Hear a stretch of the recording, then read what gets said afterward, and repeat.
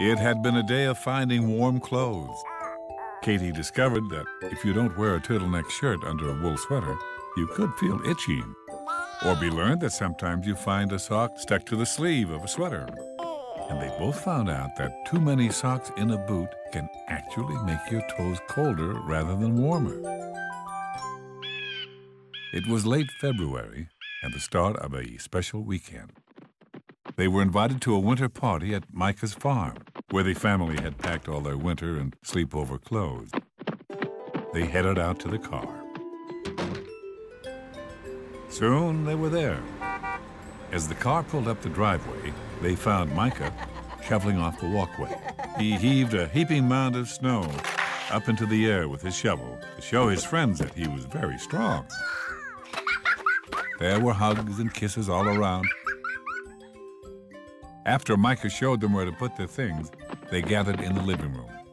Since the party was the next day, everybody was keen to help get ready for it. Katie asked what they could do to help.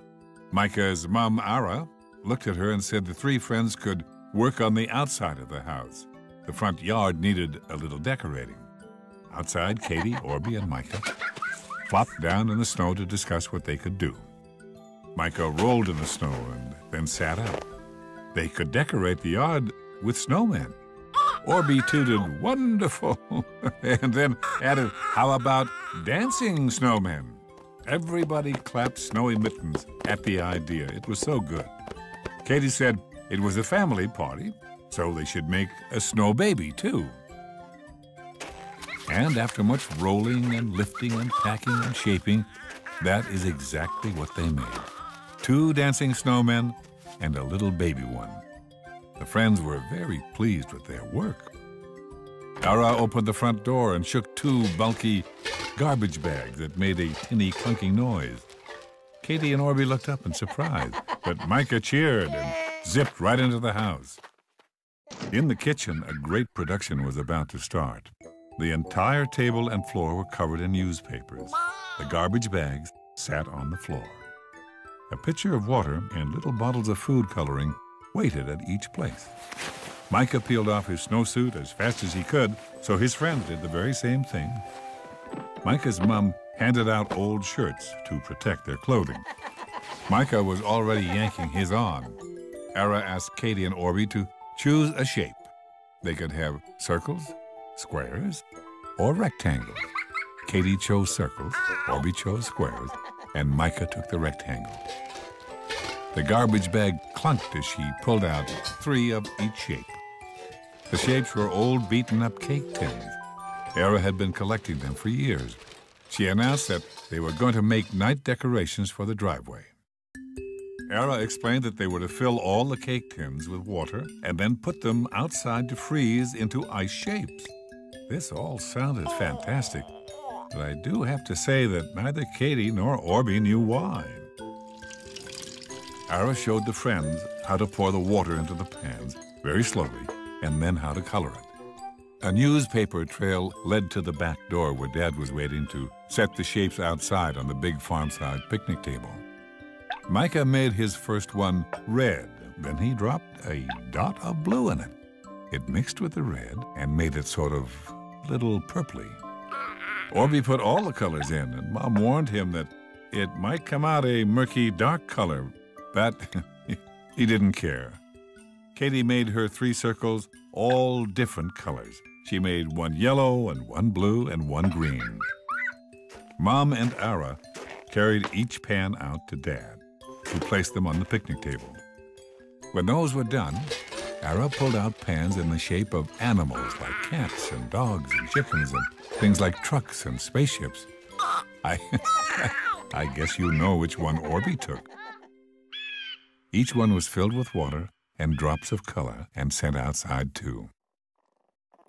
In bed that night, Katie imagined the shapes lying on the driveway for people to walk on. Orbie wondered if they would be stuck in the snowbanks to decorate the drive. Micah didn't wonder at all because he knew, but it was difficult for him to explain. Overnight, the water shapes became ice shapes. When Dad turned them over, most of them just fell right out of their pans. a colored shape of ice. But a few needed a good thump before they popped out. Era carried out a tray with a whole lot of candle holders. They had glass shields on them to protect the candles from the wind. She asked everybody to hunt for places to put the shapes. Katie found two perfect places. One was the big rock near the end of the driveway, and another was by the fence post. Orbie discovered a good one on a wooden box, and Micah built two platforms with snow. Using sleighs and shovels and, well, everything, they set the candle holders out where the shapes would go. Dad stood up the ice shapes in front of the candles. As they decorated the yard, the shapes looked nice, but Katie thought that they would look better lying on the ground like stepping stones. Soon it was dark, and Dad and the three friends went out to light all the candles. When Dad lit the first one, the candle flame made the ice glow and glitter in the night. Katie squealed with delight. So did Orbie. But Micah told them to wait until all the candles were lit. The last one they lit was on the big rock. Katie looked back up the driveway. In the dark, the candles glowed and sparkled, and it was so beautiful, Katie couldn't speak.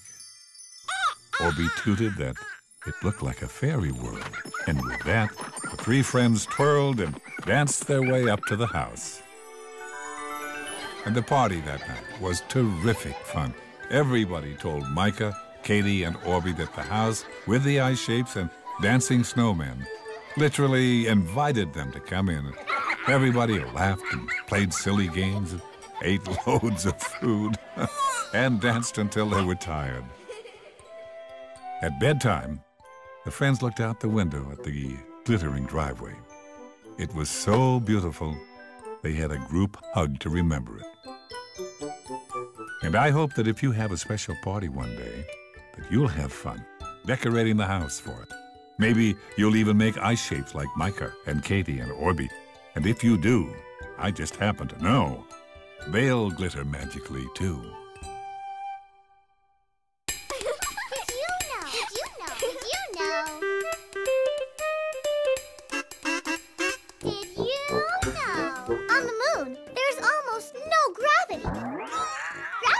Keeps us stuck to the earth. But on the moon, there's not much keeping us or anything down. And without gravity, you can just imagine the possibilities. Just think how easy it would be to hit a home run on the moon.